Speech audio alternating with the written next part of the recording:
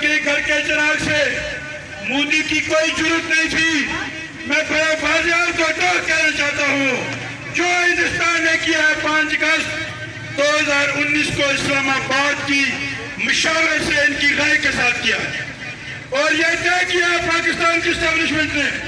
یہ میں نہیں کہتا کہ پاکستان کا میڈیا ہم چیف اسپیکر کہتا ہے.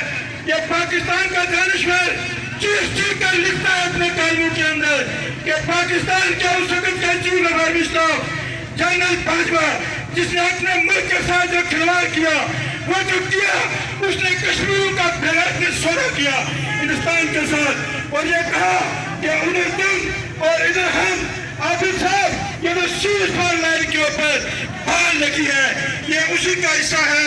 انہوں نے طے کیا ہے.